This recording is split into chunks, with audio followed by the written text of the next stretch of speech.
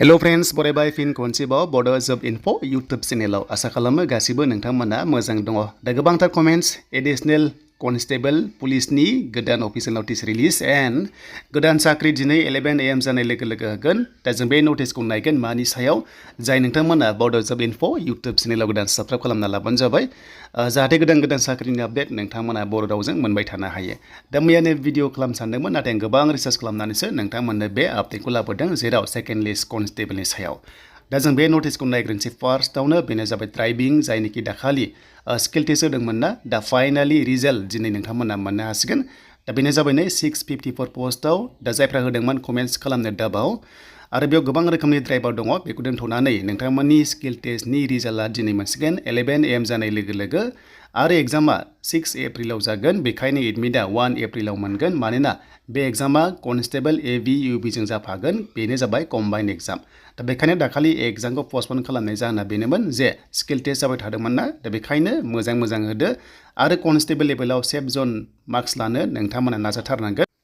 दा बे एग्जामनि टोटेल नाम्बारा जाबाय 50नि जागोन आरो 100 कुइसन नोंथांमोना मोननो हागोन बेनो जाबाय नोंथांमोननि कम्बाइन एग्जाम आरो नोंथांमोना 40+ लानो नाजाथार कन्स्टेबल लेभेलाव होमबासो चान्सआ दं मानोना थ' गोबां काट अफ थाङो नालाय आरो एग्जामा बांद्राय गोराबा जानाय नङा आरो बे एग्जामा नोंथांमोना जन वाइसआवसो जागोन अके जन वाइसआवहाय गासैबो डिस्ट्रिक्टआव जानाय नङा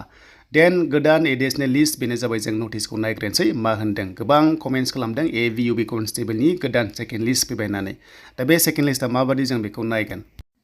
दा बेनो जाबाय नटिस दा बे नटिसआ मैया रिलिज खालामदों जेराव कन्स्टेबल एबि आरो इउबिखौ लानानै दा बेयाव गोबांथार कमेन्ट्स खालामगासिनो दंमोन जे 1:3 लांदों ना 1:5 लांदों दा बिनि क्लेरिफिकेसन नटिस फैबाय